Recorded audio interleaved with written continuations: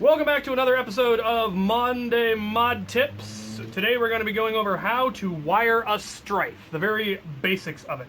I already have the flywheel cage completely done, I have the wheels in, the motors in, they are soldered up. We're going to be wiring this for LiPo, so we're going to be using an XT60 connector, which actually makes it slightly easier. There are going to be two main lines going through here. Obviously there's going to be the positive and the negative. The negative is the easiest. It simply goes from the negative lead on the motors directly through the gun and out the hole that I've drilled for the wire to the XT60 connector. So that's the entirety of the negative line, and then it's just a matter of getting it seated properly. The positive line is a little bit more complicated because that's where the switch is getting wired into. And you can actually wire it either way. You can have negative go through the switch or you can have positive go through the switch. It doesn't matter as long as you complete the circuit using one of them. Now it would matter if we were doing electronic braking, but we're not because this is a Stryfe. You can do electronic braking on a Stryfe, but it really isn't necessary. The positive line, which we're going to be doing in orange, goes from the positive lead on the motors, again through the Stryfe, but this time it's going to go all the way through to the back, behind the trigger, all the way to the switch. And I'm using a large Omron switch, which I have cut the toggle lever down a little bit, and I've cut the Stryfe where the original rev trigger lock and switch mount was. I've cut it all down so that you can now fit a switch right there. And then I've modified the rev trigger so that it fits in right there, and you are actually using the switch's spring as the power. So it's a very short draw and very quick to activate, and is nice and solid. It'll get hot glued in there once we do the switch wiring. But the positive is going to go from the motors to the normally open on the rev switch. There will then be a second positive line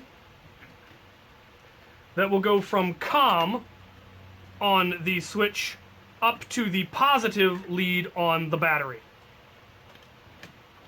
So it's really a very simple wiring, which is another one of the reasons that Stryfes are such a wonderful blaster to mod, because they really are very simple. Negative to the negative on the battery, positive to normally open, COM to positive on the battery, and that's it. Very simple, not a lot of soldering, not a lot of complications, and as long as you don't do electronic braking, that's all you need to know. I will do a video on how to do electronic braking in a Stryfe, but I'm not doing it for this build, so I'm not going to go into that. So let's cut some wire. I'm going to start by soldering on the motors because they are a solid end point. They're not going anywhere. The end that goes into the battery housing and then goes to the XT60 connector can be a little bit more variable in length because you're going to have wire from the battery as well as a little bit of wire that's in the battery housing in order to be able to get the battery in there and get it closed.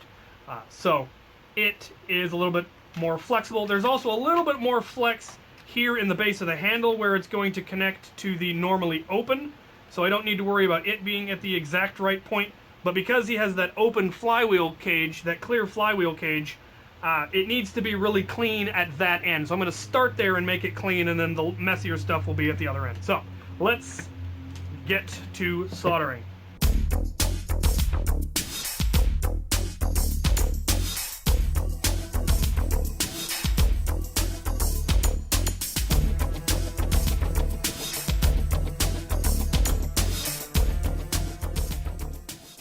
Alright, so, I don't know how you can see that, but it is all now wired up with the shrink wrap. Looks lovely, nice and clean.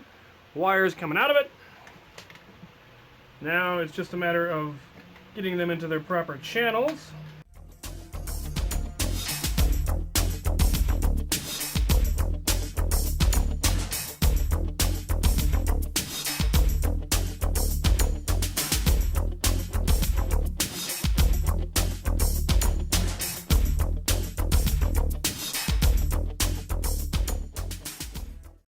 Alright, So the wiring is now completed. You've got the negative and the positive connected to the motors. They come through the shell. The negative goes directly through the shell into the battery housing where it is soldered to the XT60 connector. The positive then also goes out, and it is the shorter wire, and it will connect to the COM lead on the switch, and then the positive wire that's coming from the motors will go to the normally open on the switch. And that's all there is to it. This is why Stryfes are so very, very simple. It's a total of 3 wires. Very hard to mess it up unless you really try, but some people put in the effort.